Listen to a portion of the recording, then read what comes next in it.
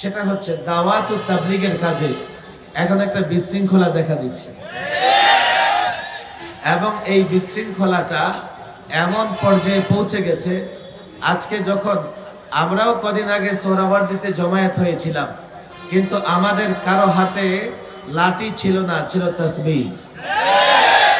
আজকে যারা কাকরাইলে জমা হয়েছে তারা লাঠি নিয়ে জমায়েত হয়েছে। কেন?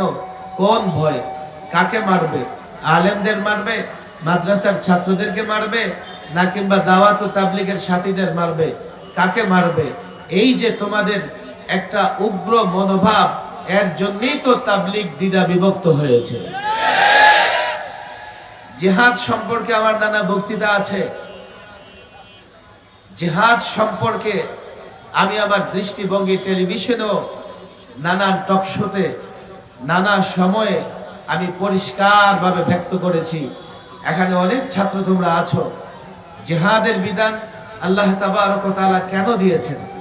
যে আয়াতে জিহাদের অনুমতি দেওয়া হয়েছে, জিহাদের বিধান দেওয়া হয়েছে, জিহাদকে ফরজ করা হয়েছে, সে আয়াতে আল্লাহ তাবারক ওয়া তাআলা বিআন্নাহুম যুলিমু বলে এর কারণও ব্যাখ্যা করেছেন। যেহেতু মুসলমান মজলুম, যেহেতু মুসলমান মজলুম, আর কি করে মুসলমান মজলুম হয়েছেন? মক্কার 13টি বৎসর আমাদের কাছে একেবারে স্পষ্ট। এক এক মুসলমানের উপরে কতটা জুলুম করা হয়েছে, কতটা টর্চার করা হয়েছে। বেলালি হাবশি থেকে হযরত সুমাইয়া পর্যন্ত এক এক জনের উপর কতটা নির্মম জুলুম অত্যাচার করা হয়েছে। সর্বশেষ রাসূলুল্লাহ সাল্লাল্লাহু আলাইহি সাল্লামকে হত্যার ষড়যন্ত্র করেছে। রাসূল মক্কায় থাকতে পারে নাই, মদিনায় চলে গেছেন। মদিনায় যাবার পরে জিহাদের বিধান আল্লাহ তাবারক ওয়া তাআলা দিয়েছেন। কেন দিয়েছেন? মুসলমান মজলুম, মুসলমান জুলুমের শিকার, মুসলমান বৈষম্যের শিকার, মুসলমান সন্ত্রাসের শিকার। জিহাদ হচ্ছে জুলুমের বিরুদ্ধে, জিহাদ হচ্ছে বৈষম্যের বিরুদ্ধে, জিহাদ হচ্ছে সন্ত্রাসের বিরুদ্ধে। যারা জিহাদকে জঙ্গিবাদ বলবে তারা বৈষম্যের পক্ষে, যারা জিহাদকে জঙ্গিবাদ বলবে তারা সন্ত্রাসের পক্ষে, যারা জিহাদকে জঙ্গিবাদ বলবে তারা জুলুমের পক্ষে। তোমাদের বুঝে না আসলে তোমরা গবেষণা করো। কলেজ ইউনিভার্সিটির ছাত্রদের আমি বলবো, তোমরা গবেষণা করে দেখতে পারো। আমি যে বক্তৃতা রাখছি, জিহাদ মানে যুদ্ধ।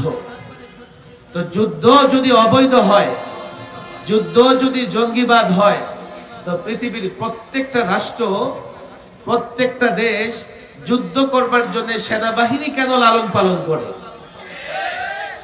জিহাদ বা যুদ্ধ, যুদ্ধ যদি অবৈধ হয়, যুদ্ধ যদি সন্ত্রাস হয়, যুদ্ধ যদি জঙ্গিবাদ হয়, তাহলে পৃথিবীর প্রত্যেকটা রাষ্ট্র যুদ্ধের জন্য কেন আধুনিক অস্ত্র তৈরি করে?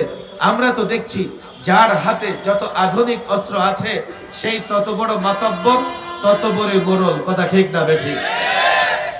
বলে হুজুর যুদ্ধের সমস্যা নাই, সমস্যা হচ্ছে জিহাদ শব্দে। আপনারা জিহাদ শব্দ বলবেন না, আপনারা যুদ্ধ শব্দ বলেন, আমাদের কোনো আপত্তি থাকবে না। আমি বলি না না না, তোমাদের যুদ্ধ আর ইসলামের জিহাদ এক নয়, বিধায় আমি জিহাদ বলবো, আমি যুদ্ধ বলতে পারবো না। যদিও জিহাদ মানে যুদ্ধ, কেন আপনি জিহাদ বলবেন, কেন যুদ্ধ বলতে পারবেন না? তোমাদের যুদ্ধ কি? বর্তমানেও তোমরা যুদ্ধ করছো, সাম্রাজ্যবাদী শক্তিগুলো যুদ্ধ করতেছে, পৃথিবীর 50টা রাষ্ট্রে যুদ্ধ চলছে। এই যুদ্ধের চিত্র তোমরা দেখো, আর জিহাদের নিয়ম, জিহাদের ফর্মুলা দেখো। আজকে আমার হাতে লম্বা সময় নেই কথা বলবার মতো। জেনেভা কনভেনশনে এই রাষ্ট্রগুলো যখন যুদ্ধ করে, যুদ্ধের ময়দানে সৈনিক যদি আহত হয় তার চিকিৎসা, সৈনিক যদি বন্দী হয় তার নিরাপত্তা, যুদ্ধের ময়দানে অযোদ্ধা, নারী, শিশু, সাধারণ মানুষের নিরাপত্তার জন্য জেনেভা কনভেনশনে কিছু চুক্তি স্বাক্ষরিত হয়েছে। হ্যাঁ, এটা চুক্তি স্বাক্ষরিত হয়েছে, কিন্তু আমরা যদি দেখি রাশিয়া যুদ্ধ করতেছে ইউক্রেনের বিরুদ্ধে, আমেরিকা যুদ্ধ করতেছে নানা দেশের বিরুদ্ধে, চায়না যুদ্ধ করতেছে, ভারত যুদ্ধ করতেছে, তাদের যুদ্ধের বাস্তবতা কি? তাদের যুদ্ধের হাকিকত কি? তারা কেন যুদ্ধ করে? তারা যুদ্ধ করতেছে সাম্রাজ্যবাদ বিস্তার করবার জন্য। তারা যুদ্ধ ক্ষেত্রে নারীকেও টার্গেট করে, শিশুকেও টার্গেট করে। আমরা দেখেছি ফিলিস্তিনি শিশু, নারীরাও নিরাপদ নয়। ইসরায়েলিরা শত শত হাজারে হাজারে শিশু হত্যা করেছে, নারী হত্যা করেছে। গাজ্জার এক একটা মসজিদ ধ্বংস করে দিয়েছে।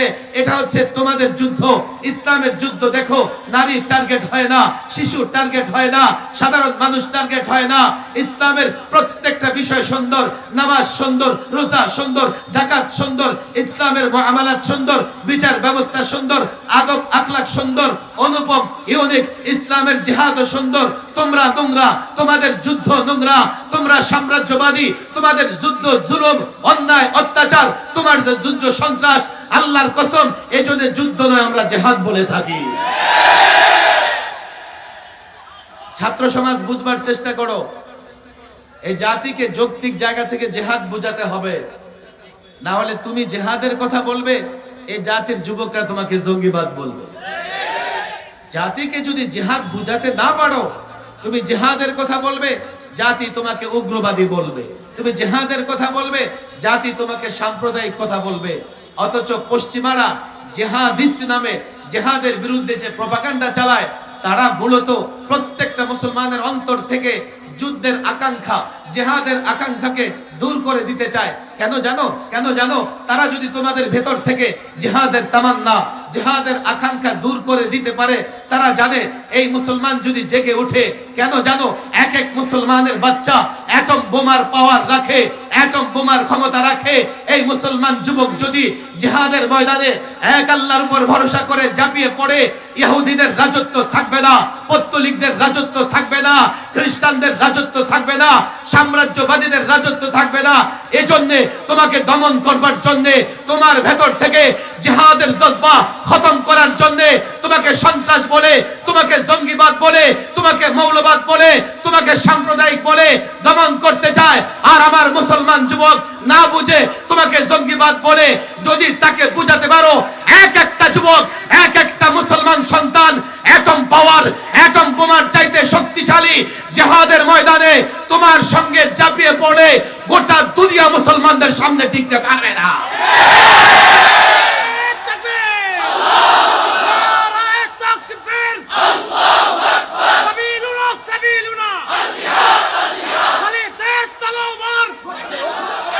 তারা বলবে কি, হুজুর জিহাদের নামে তো অনেক জায়গায় অনেক উল্টাপাল্টা কাজ হচ্ছে।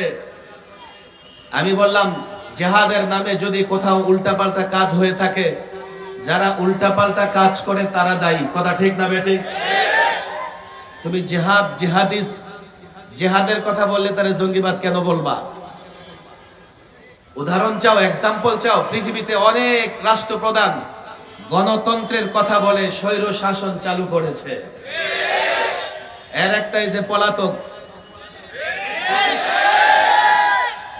সরকার অনেক গণতন্ত্রের কথা বলেছে, কিন্তু 16 বছরে স্বৈর শাসন প্রতিষ্ঠার পরে এই দেশের জনগণের উপরে জুলুম ছাড়ার কিছুই করে নাই।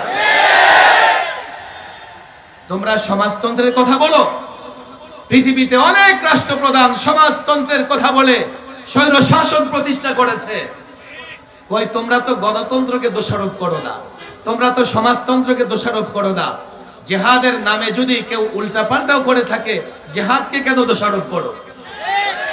জিহাদকে এই জন্যই দোষারোপ করো, তোমাদের মুখে পশ্চিমারা হাড্ডি দিয়ে রেখেছে।